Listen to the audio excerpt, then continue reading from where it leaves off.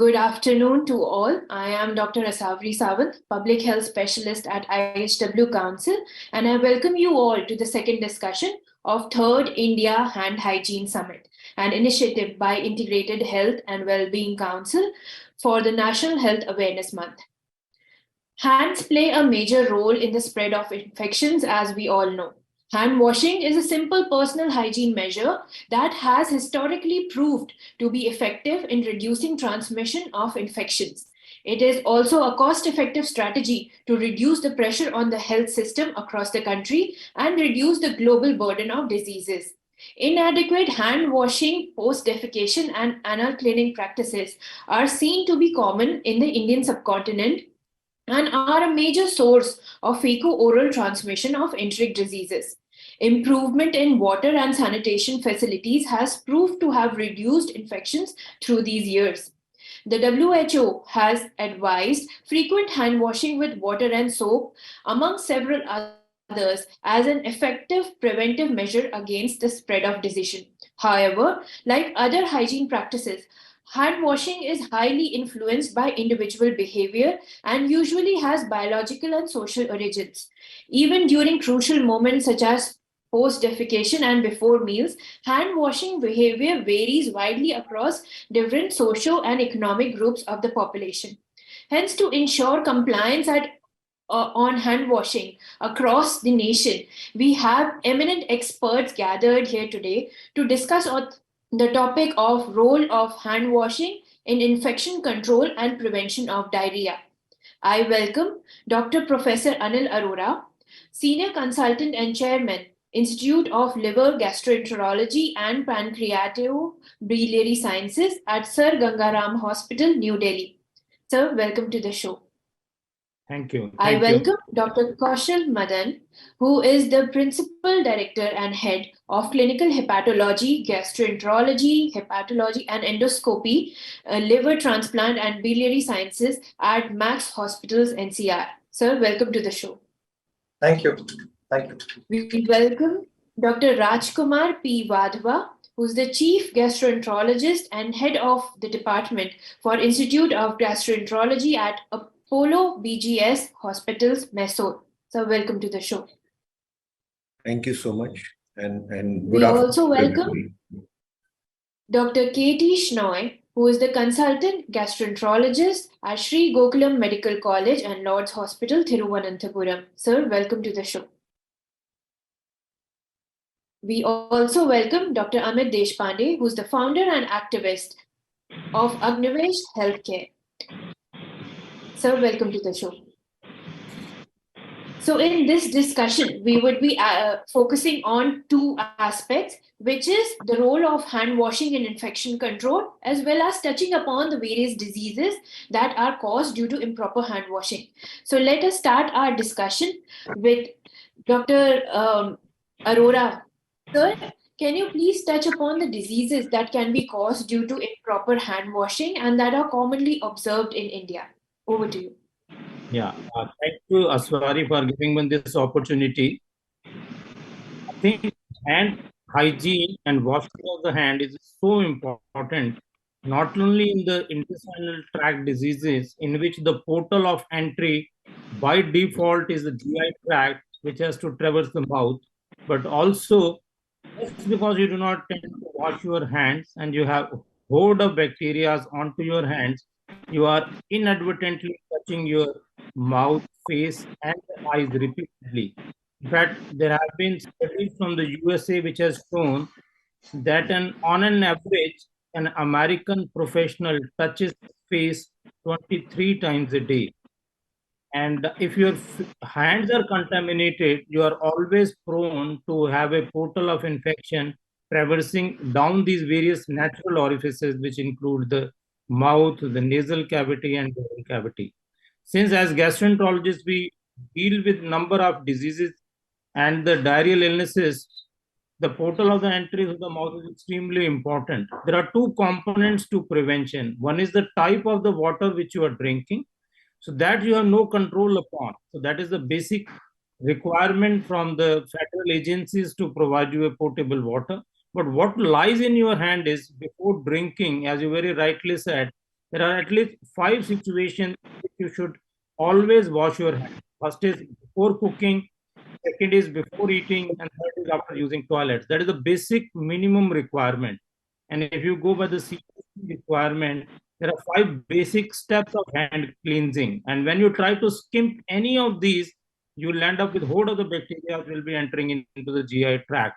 Now, these various, not only the bacteria, but the protozoas, the viruses, the fungi, once they enter the GI tract, then depending upon the immune status of the patient, your resistance to fight the disease, the quantum of the infection, you have a horde of illnesses which can start from as simple diseases as esophageal or gastric candidiasis, mucormycosis, or down into the intestinal tract with diarrheal illnesses, which could be both acute and chronic. So almost all diarrheal illnesses, in fact, it has been shown by CDC, simple hand washing will prevent 30% of the illnesses, which is a huge chunk. If you simply follow the basic tenets of hand washing, we can explain given the chance. So I think it is very important that anything which is entering the GI tract, it can affect almost anything from the esophagus via stomach into the large and the large intestine. The common illnesses are like dysentery, amoebic colitis, candidiasis, mucormycosis, or infectious illnesses like self-limiting bacterial and viral dysenteries. This is something which is totally preventable so far as you have no control on what you are drinking. Thank you so much, Dr. Arora. The next question is for Dr. Shnoy. Sir, as Dr. Arora mentioned that there are a host of different illnesses that can be caused due to improper hand washing. So, in your experience, what are the most common illnesses that are seen in India, which one of which is diarrhea? So, can you please elaborate what are the basic signs and symptoms that people should look out for if they are suspecting that they might be having diarrhea? Well, I think thank you so much for this opportunity. I will touch upon diarrhea because the theme of today's meeting is hand washing to prevent diarrheal diseases. However, as you know, India has progressed over the last 50 years. The occurrence of diarrhea, as sporadic cases still continue, but outbreaks of diarrhea have come down remarkably. If I take my own experience over the last 40 years, I don't want to touch upon the literature and give you all the studies. My own experience over the last 40 years, starting from 1980, Kerala, a small state which has been pioneering in the healthcare, has outbreaks of diarrhea in many parts of Kerala, and most of them were related to Shigella and Salmonella. Shigella is causing dysentery.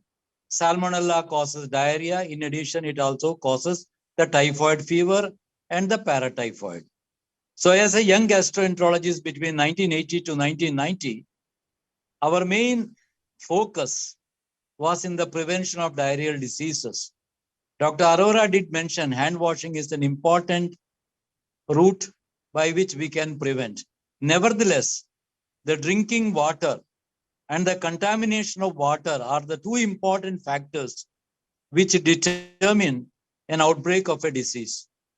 I will tell you one instance in which a simple measure has prevented an outbreak of hepatitis, which is jaundice caused by impure water.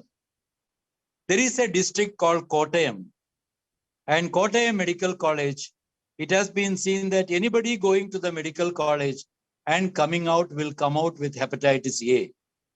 So I was called in as a public health expert in 2005 to investigate this outbreak, which has killed already 11 people with hepatitis A, and more than 3,000 people were affected.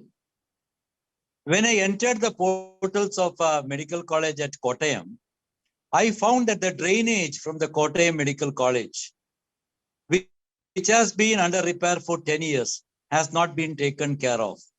The wastewater coming from the drainage of the medical college. This is a situation in many medical colleges, which I have visited.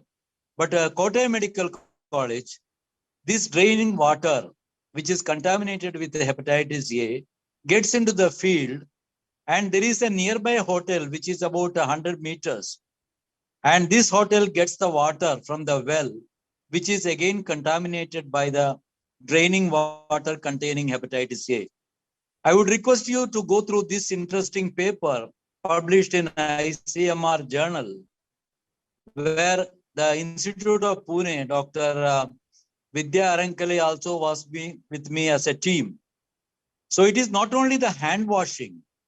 Prior to hand washing, the contamination of water, which is the most important cause.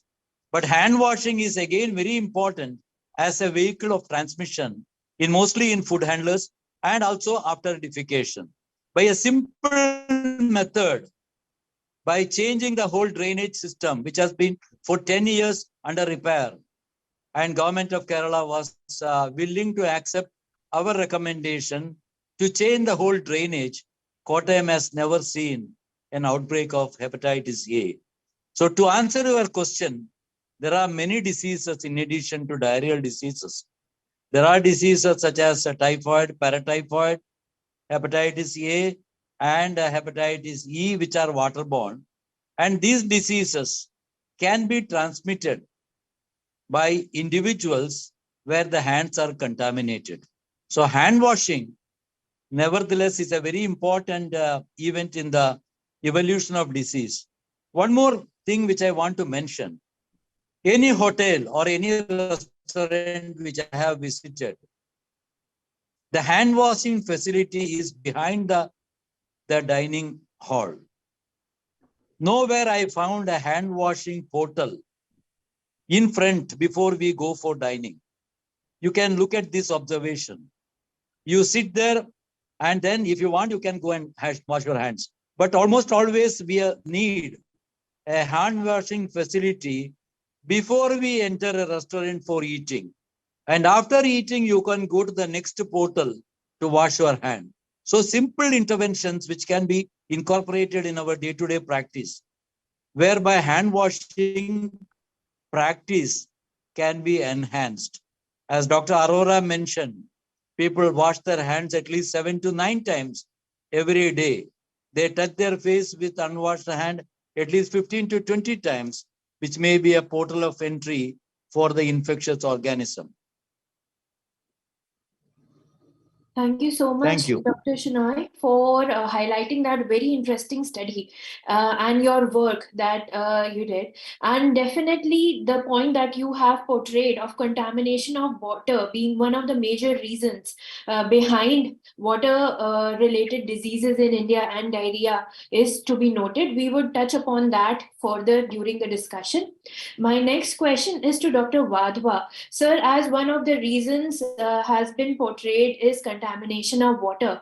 In India, the tap waters are generally not safe for drinking. That has been, portrayed. But what are some of the other big issues that are related to drinking water or water in general in India that you have observed that are leading to diseases such as, the diseases that we are touching on today?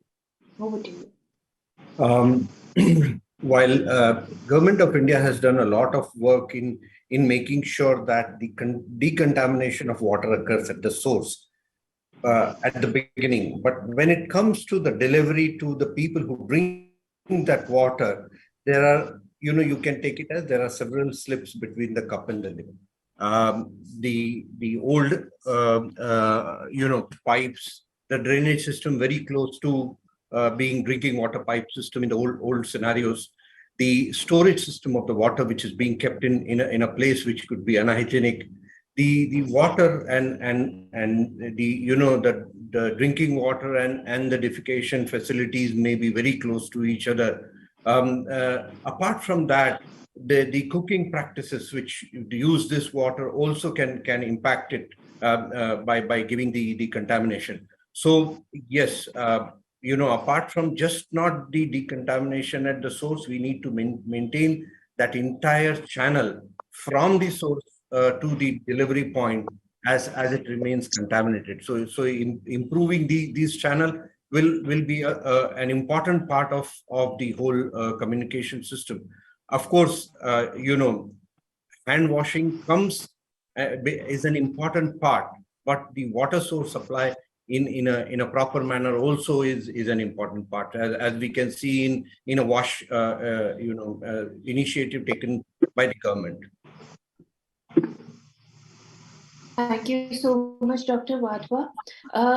Let us discuss on the diarrhea and dysentery and other related diseases a little more, as the audience watching is from both medical and non-medical backgrounds. So to make them aware on the treatment and prevention of diarrhea, my question is to Dr. Madan.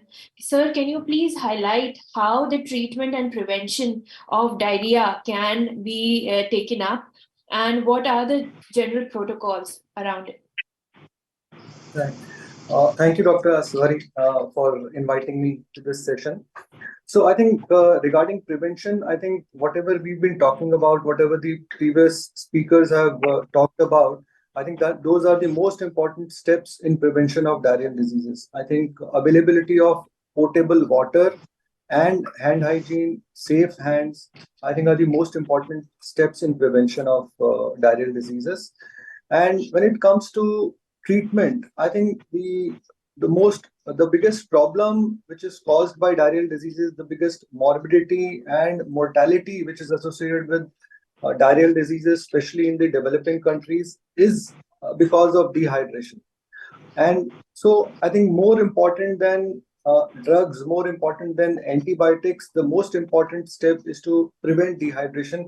And on that, I think we all know that ORS was discovered in India. And I think that is the most important, a public health related intervention which can prevent diarrhea related morbidity and deaths. And so in the periphery, we all know that the oral rehydration solution, either it's usually now available in the peripheral health centers provided by the government, or there have been ads on the TV as well as radio, the so-called namak chini ka ghol. So in a glass of water, you add a spoonful of sugar and a pinch of salt, and you have a homemade oral rehydration solution. Or in villages where you have coconut water, or so these are like some homemade remedies to prevent dehydration. And yes, patients who do develop dehydration have to be treated in a healthcare facility. With again, the impetus is on rehydration rather than medications or antibiotics. And yes, patients who develop complications require treatment in a higher center with IV fluids and antibiotics and resuscitation. So these are the basic formats or basic protocols of management of diarrheal diseases.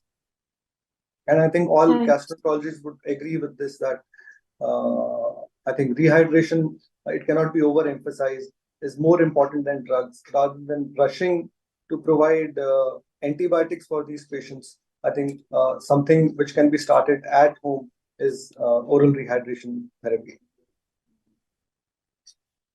Thank you so much, Dr. Madan.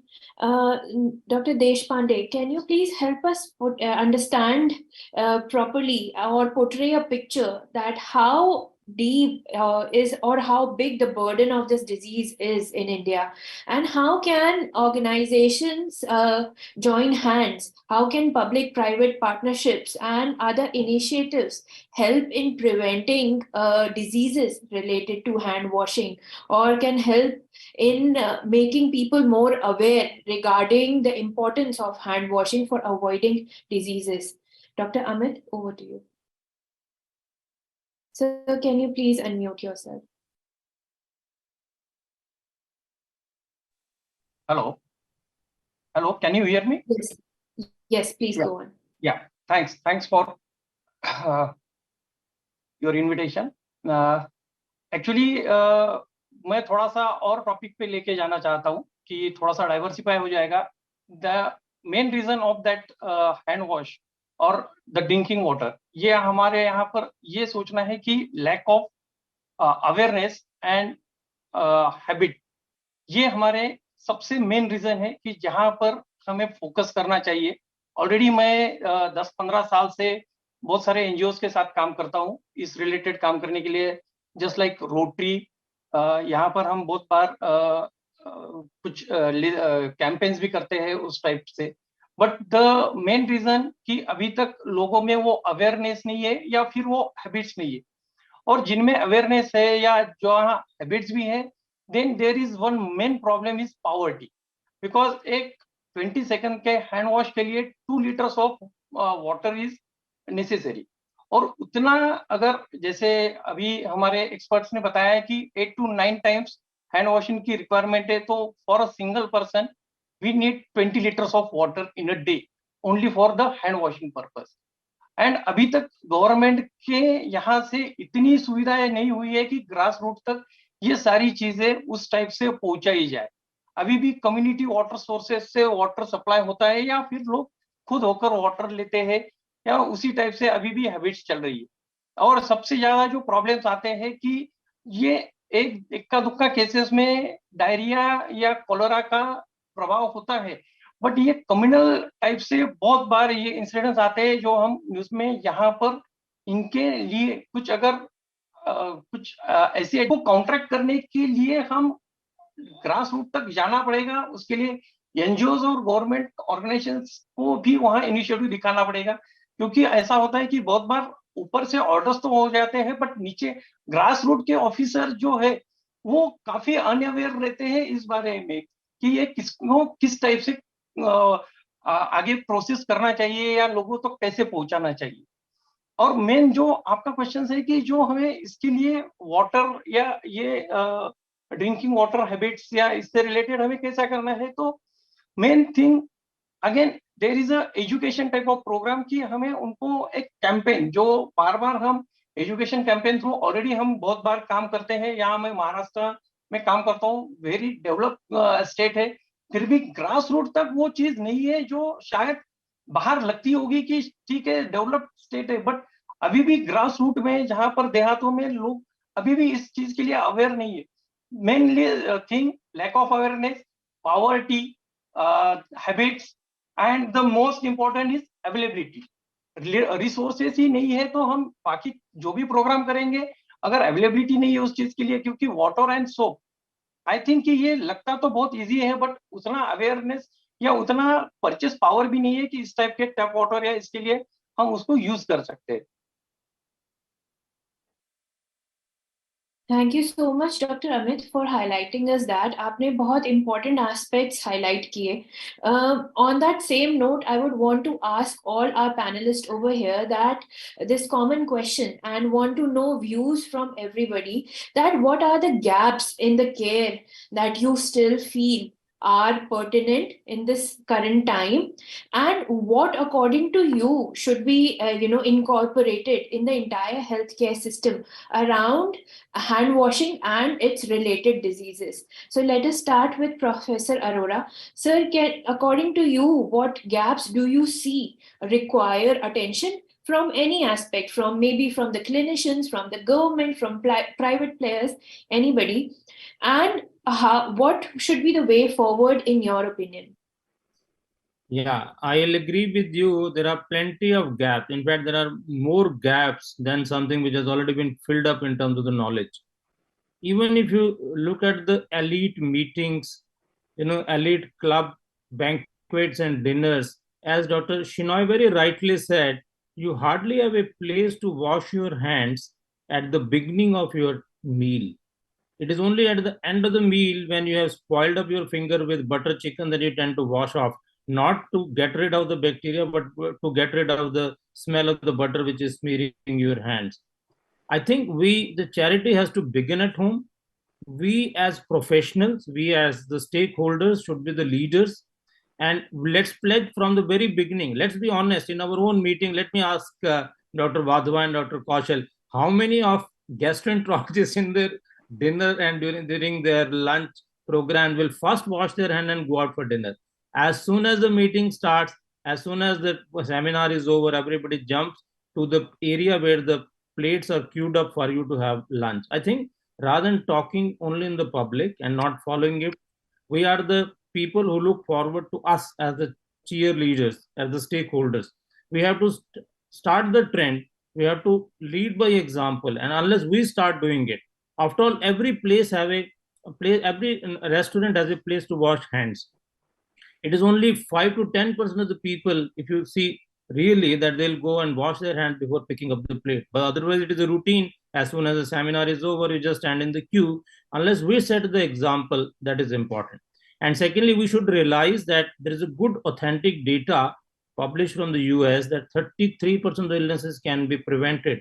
How do we know that if we do not follow these, more can be prevented, especially in a tropical country where still the major chunk of the abdominal diseases, especially in the of acute variety, are related to the contaminated water.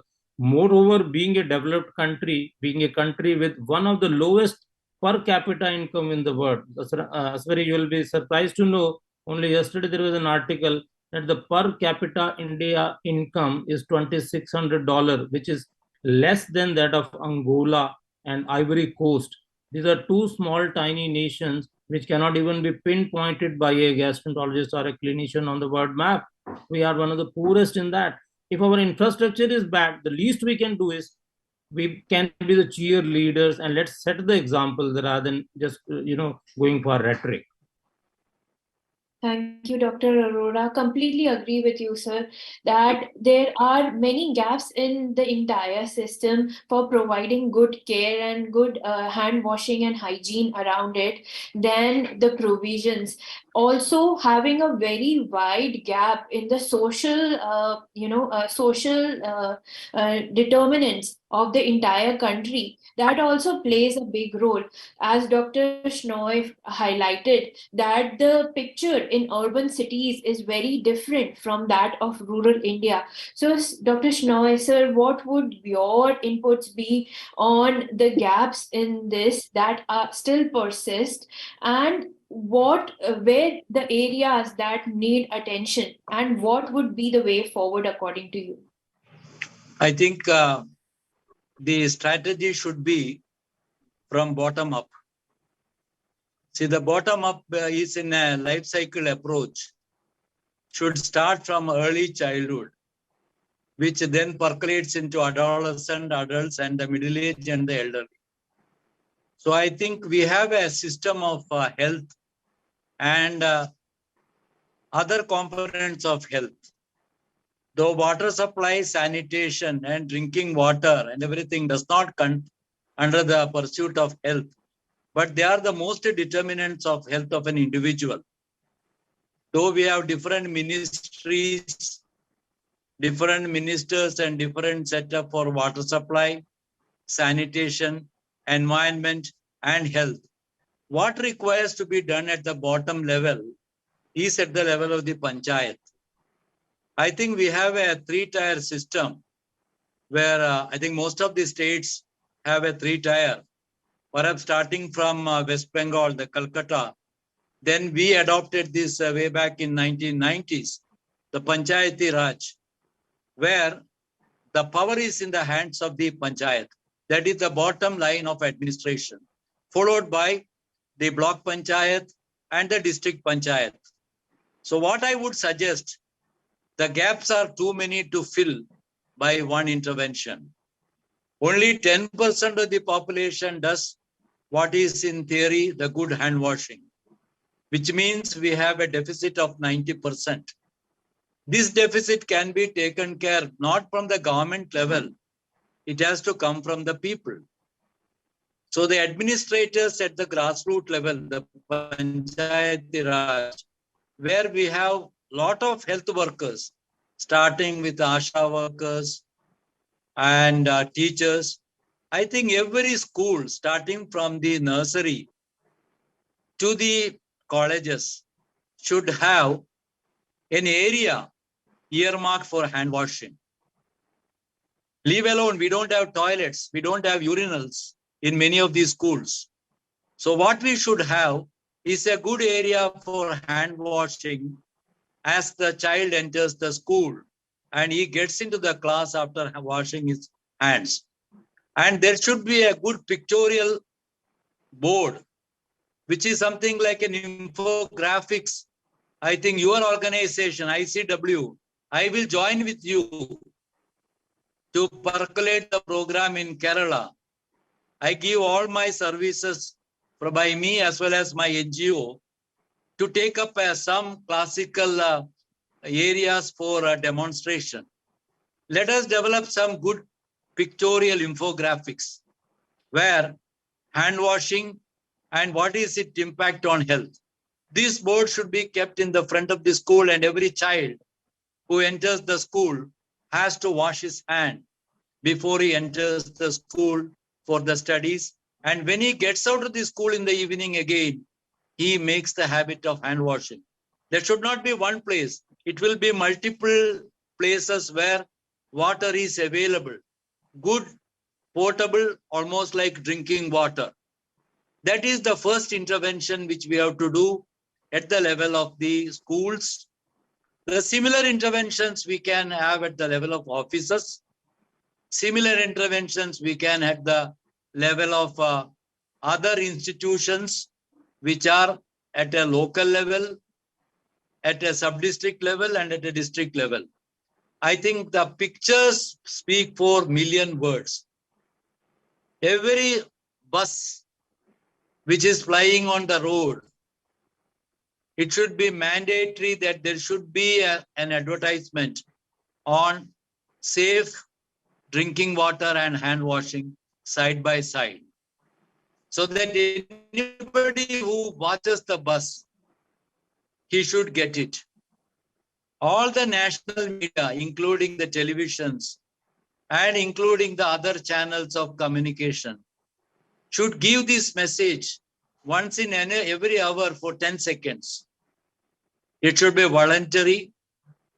Those who have a television, they can put a picture, 10 seconds. Any expert can give a small commentary.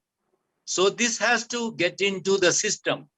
I think what we have today, as Dr. Anil Arora mentioned, the gaps in income between in India and Angola or any other developing country is much. But that should not deter us from taking an action at the grassroots level. I think as an NGO like you have to partner with education institutions and other NGOs. You should partner with the Indian Society of Gastroenterology, the Indian Society for Study of Liver, the other societies like IMA, the API. So let us build up a partnership where we develop some good pictorial infographics, very simple ones, small size to large ones, which should be in everywhere. During Corona, we had so much of pictorial information, keeping safe distance, and hygiene, sanitation. Everything was done very quickly. So this disease, which has been there for centuries, the diarrheal diseases, hepatitis, and other waterborne diseases, I think it is up to us to control it. Let us join together. This day need not be celebrated on the 5th of May every year with a specific theme. We have a theme now for hand washing. Let us make it round the clock, around the year, and we are with you. The group of experts who have joined you, my colleague Dr. Arora, Dr. Vadwa, Dr. Madan, and others, we all are with you to develop a strategy to control diarrheal diseases by implementing a good hand washing. Thank you. Thank you, Dr. Shnoy, for that amazing, session full of knowledge and tips for what needs to be done and what are the gaps that still persist. You shared with us some brilliant ideas and your kind support for taking up this initiative or to deeper levels, onto more grassroots levels, and with many regional languages in focus, so that the material gets spread out to as wide a population as possible.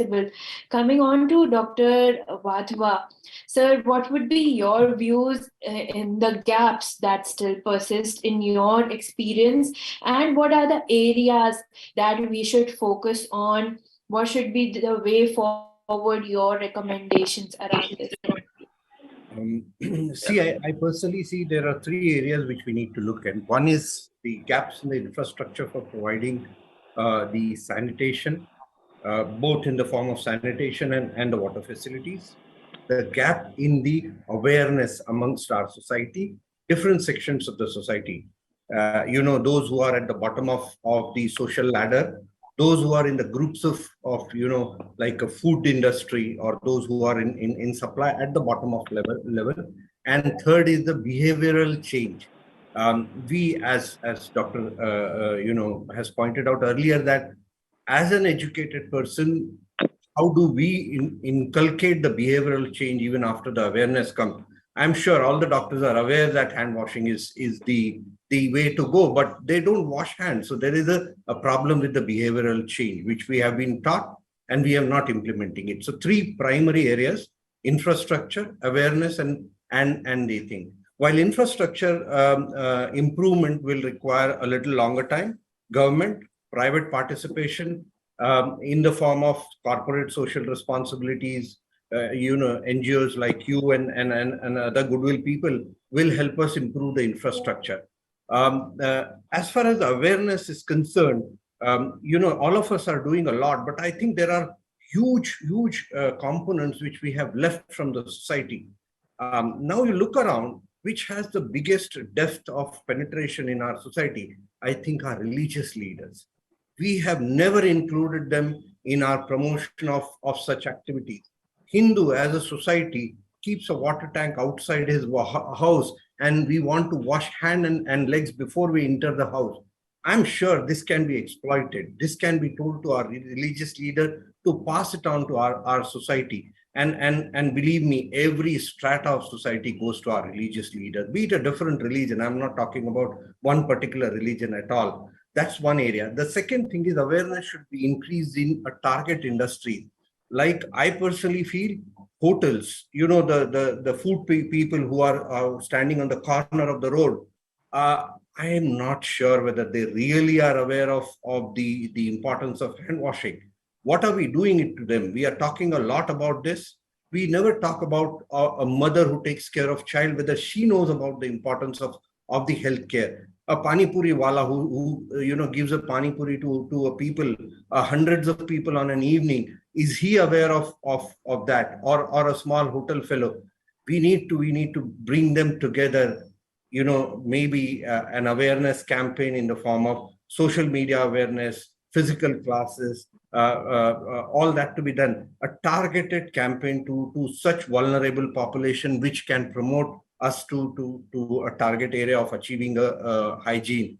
And last is behavioral change. Now, awareness is fine. Behavioral change, how do we bring it out?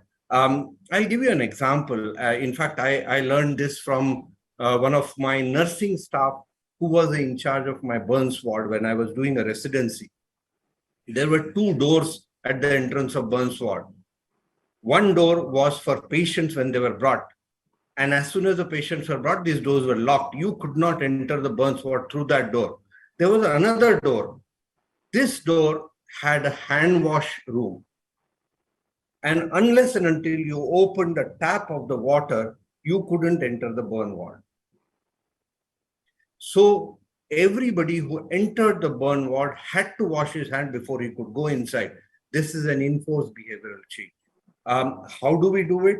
There are lots of such things. You can do it, as pointed out by my esteemed colleagues, that you can put water in any marriage event or such to increase the awareness, making sure that every hand wash is there. But that will, we need to keep this in mind. So I personally feel there are three important areas for the gaps which needs to be filled.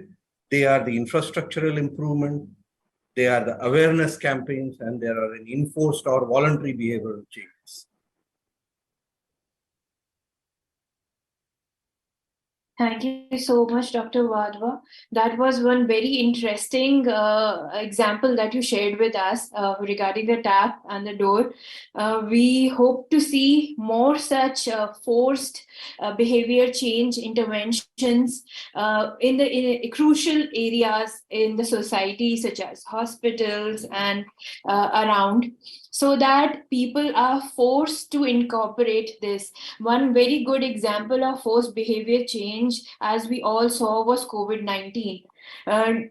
Because the infection was so rampant and such of grave concern, everybody took hand washing very seriously during the COVID-19 time. But post-COVID, those habits have died down to a great extent. So before moving on to this aspect, let me ask Dr. Madan, sir, what are the gaps in the system according to you and your recommendations for way forward? And how can we incorporate learnings from COVID-19 behavior change and make health hygiene more sustainable that way in entire society? Thank you, Dr. Aswati. So I think according to me, the biggest gap is the availability. So availability of potable water and availability of good sanitation. So we are only talking about what happens in cities and towns. So this is not, people don't die of diarrheal diseases usually in cities. They die of diarrheal diseases in the peripheries. So I think there's a huge gap in availability. We don't understand that kind of availability gap in cities because we do get regular potable water.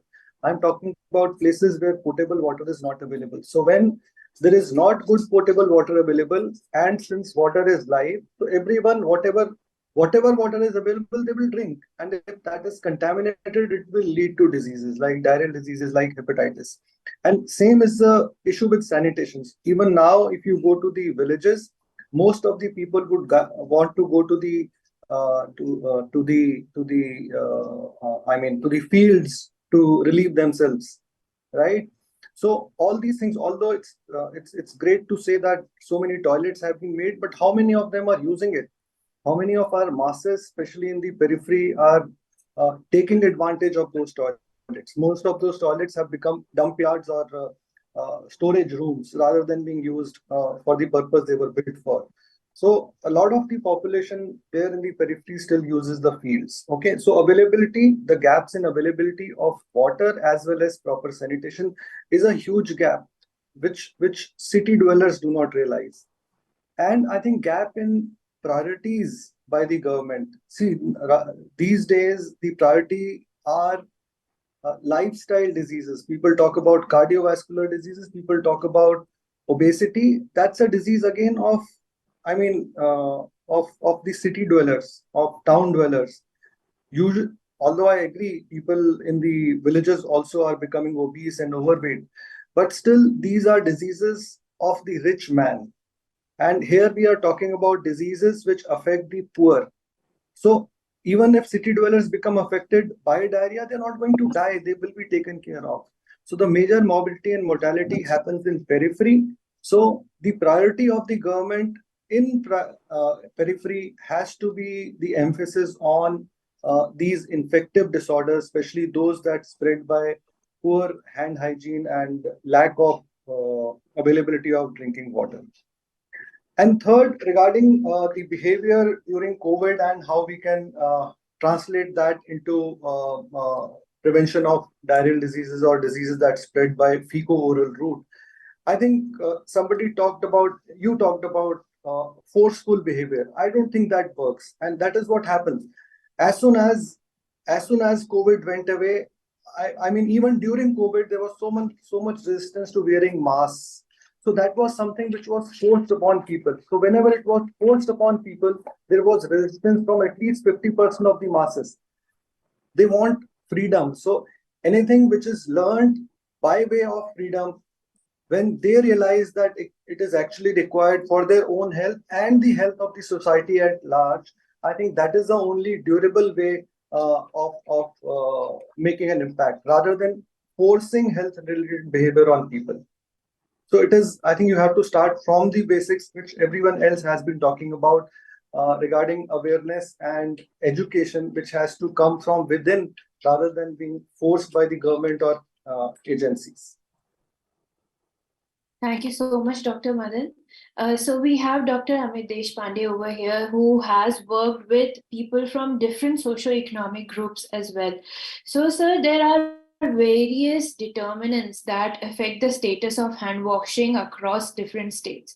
Socio-economic level being one, level of education of the household being a very important factor. Other important factors are the per capita income or expenditure capacity of the household.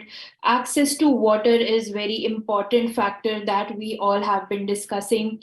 Access to resources and sanitation facilities is very important. Availability of water with soap, availability of toilets.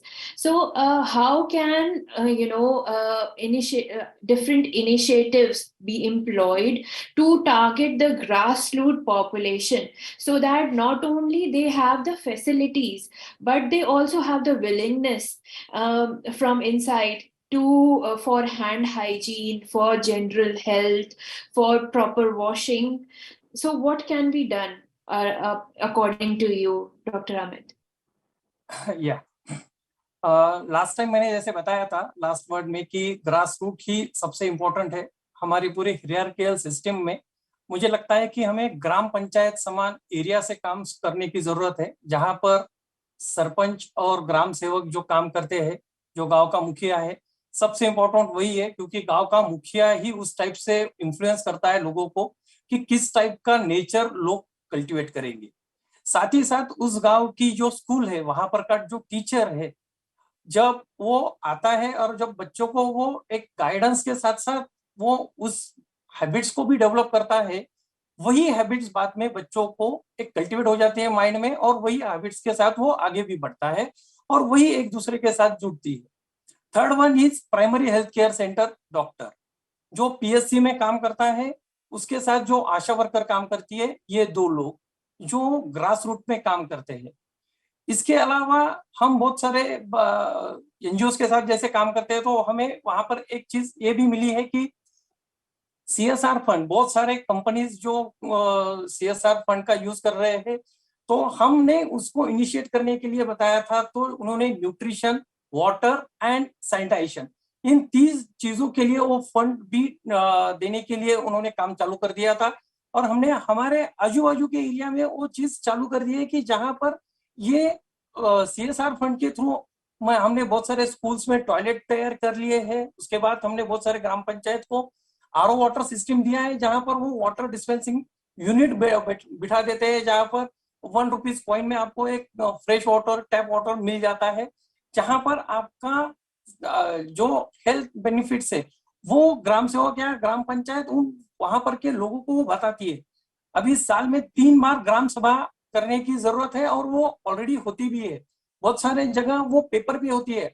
हमने ये initiative चालू किया है कि जहां पर भी ये ग्राम सभा होती है, वो ग्राम सभा में पूरे गांव के लोग आते हैं, तो वहां पर एक अगर डॉक्टर का स्पीच आएगा और जब वो लोगों को बताएगा कि इस टाइप का आपके यहाँ पर सैनिटाइजेशन की रिक्वायरमेंट है, इस टाइप के आपको पोर्टेबल वाटर, किस टाइप से ड्रिंकिंग वाटर यूज करना है, जो भी कम्युनिटी वाटर सोर्सेस है, वो डायरेक्टली जो वहां से वाटर लेते हैं, that is not a drinking purpose water, तो आपको उसको कैसे कन्वर्ट करना है टू पोर्टेबल वाटर। तो इस टाइप का प्रोग्राम हम ऑलरेडी अरेंज कर रहे हैं। तो मुझे जहां तक लगता है कि ये प्रोग्राम अगर पूरे इंडिया में हर सिटी ग्राम पंचायत वाइज अगर किया जाएगा, तो शायद इसका फर्दर इसमें बहुत अच्छा इंप्रूवमेंट दिखाई देगा। Second one is FSSI. FSSI already water, portable water के लिए, जैसे मैन्युफैक्चरिंग इंडस्ट्रीज में वो मैं खुद मैन्युफैक्चरिंग इंडस्ट्री से जुड़ा हूँ, बहुत सारे मैन्युफैक्चरिंग इंडस्ट्रीज में उन्होंने वो कंपलसरी है कि वाटर पोर्टेबिलिटी, वाटर टेस्ट होना चाहिए, फ्रिक्वेंटली हमें उनके रिपोर्ट। तो वैसे होटल लाइंस के लिए अभी तक इस टाइप की गाइडलाइंस नहीं है उनकी। तो अगर उन्होंने कंपलसरी कर दिया कि हर होटल लाइन में वहां पर वाटर पोर्टेबिलिटी रिपोर्ट कंपलसरी होना चाहिए, हर महीने में एक बार वाटर पोर्टेबिलिटी रिपोर्ट आप कर लीजिए और उसको आप ऑनलाइन में अपलोड कर दीजिए, and then only you have to grant licence for that hotel, और व्हाटएवर द जो भी है उसके लिए आप उसको ग्रांट हो सकता है, अदरवाइज आप उसका लाइसेंस डिसमिस कर दीजिए, सस्पेंड कर दीजिए। इस टाइप का अगर इनिशिएटिव लेंगे तो होटल लाइन में, होटल तो जो बड़े होटल्स है वो सारा कुछ करते हैं, बट जो स्ट्रीट हॉकर्स है उनके पास ये फैसिलिटी नहीं है, तो वहीं पर ये ज्यादातर देखने में मिलता है कि इस टाइप का जो वाटर सोर्सिंग होती है या जो भी कंटेमिनेशन होता है ये यही एरिया से आता है। और जो भी इलिटरेट लोग वहां पर जो भी कुछ खाएंगे या जो भी पिएंगे, तो वहां से ये कंटेमिनेशन चालू हो जाता है। तो आई थिंक कि FSSAI का भी एक इसमें बहुत बड़ा रोल है कि अगर वो भी एक इनिशिएटिव लेकर गवर्नमेंट के साथ वो गवर्नमेंट ग्रास रूट के ऑफिसर्स को अगर बताएंगे या एक पब्लिक नोटिफिकेशन निकालेंगे कि हमें पोर्टेबल वाटर रिपोर्ट चाहिए, और जहां पर IS 10,500 वाला जो पोर्टेबल वाटर रिपोर्ट है वो बहुत काम कर सकता है। तो यहां तक मुझे लगता है कि ये सारे गाप अगर बॉटम लेवल से कवर करेंगे तो अल्टीमेटली ऊपर लेवल तक वो सारा कुछ कवर अप हो जाएगा। Thank you, Dr. Deshpande. Those were some brilliant ideas that you portrayed with us, showing us a very good picture of how things can be executed on the grassroots level to avoid diseases related to water and providing facilities.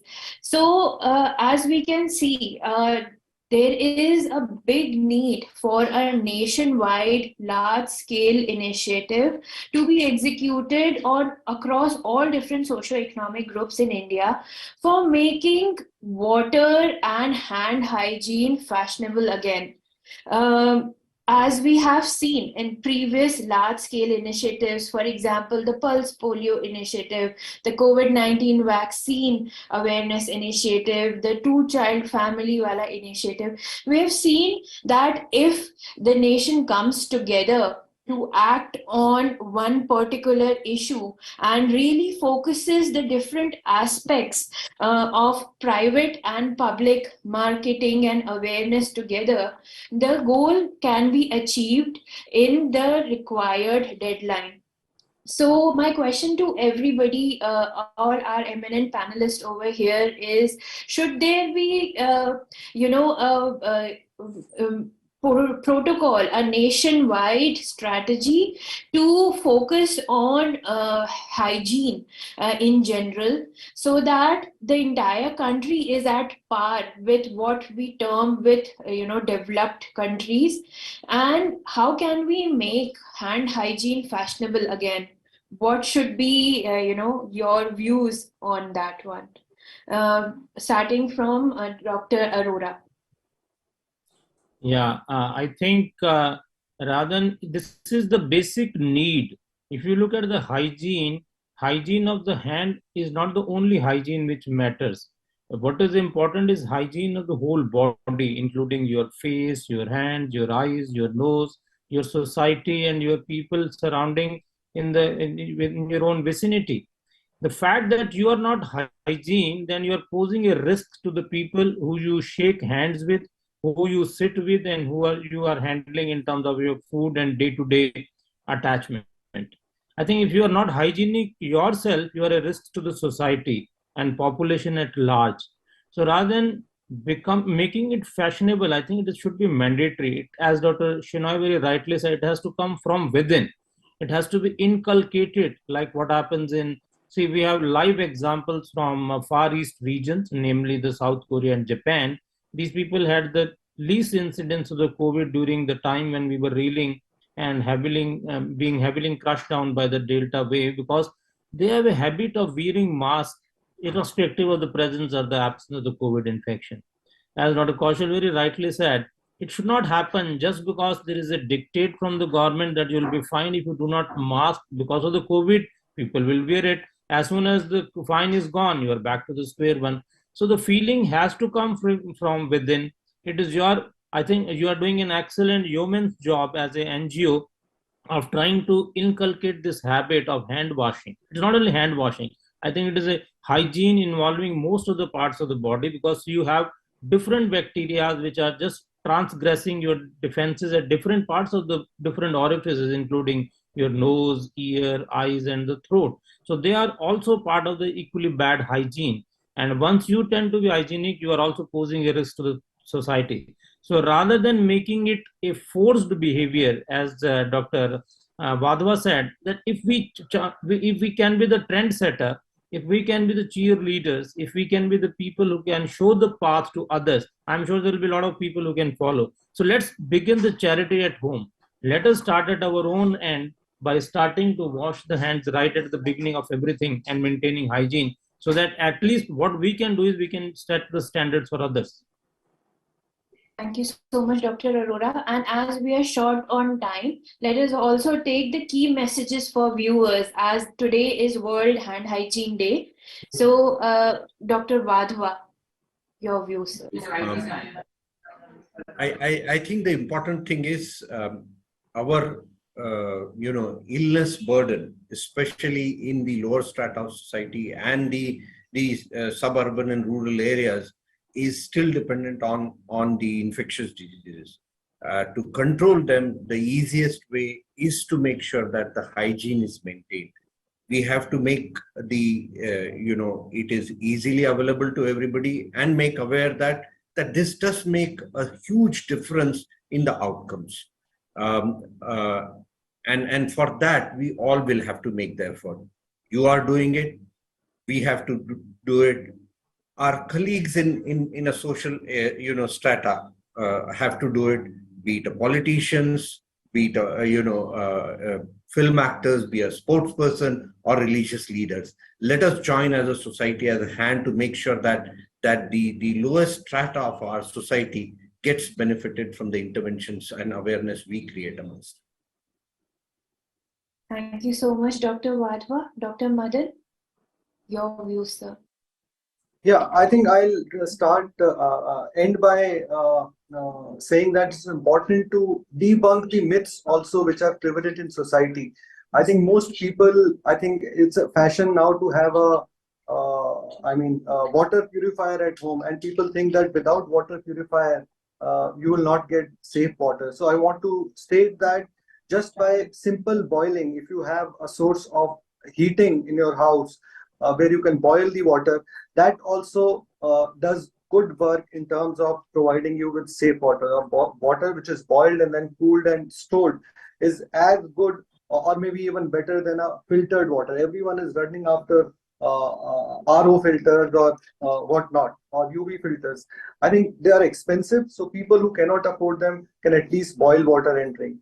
And second myth, I think it was something to do with the propaganda also, that if soap is not available, you can use ash. So I think it's important to discuss that, because scientifically that has not somehow been proven. But I'm not against it, but I think science does not support it very strongly.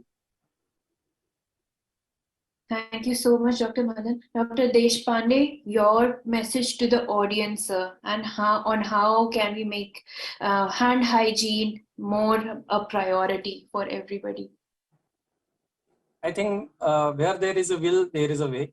अगर किसी को लगता है कि हमें करना है, तो I think it is possibly practically भी वो हो सकता है. Otherwise, अगर आपका psychological view नहीं है, तो अगर नींद में से किसी को उठा सकते हैं, बट जिस कोई नींद का नाटक करता है उसको नहीं उठा सकते. That is like a psychological view कि हम ग्रास रूट तक पहुंचा सकते हैं, सब कुछ कर सकते हैं, but unless and until people are not willing for this kind of activities, we could not do anything.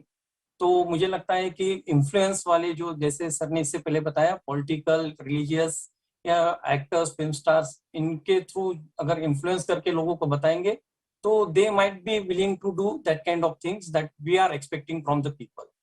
That's my one. Thank you so much, Dr. Deshpande. With that, we come to the end of a very interesting and very informative session of the third edition of Hand Hygiene Summit, exploring the role of hand washing in infection control and prevention of diarrhea. Thank you so much. I would like to thank all our eminent dignitaries for joining us today. Thank you, Dr. Anil Arora, Dr. Kaushal Madan, Dr. R.P. Vadhva, Dr. K.T. Shnoy, Dr. Amit Deshpande for joining us today and enlightening us with your views and thoughts on this subject. Thank you so much. We would also like to thank all our viewers for staying with us till the very end. Thank you. With that, we sign off now. Stay happy, stay healthy. Thank you.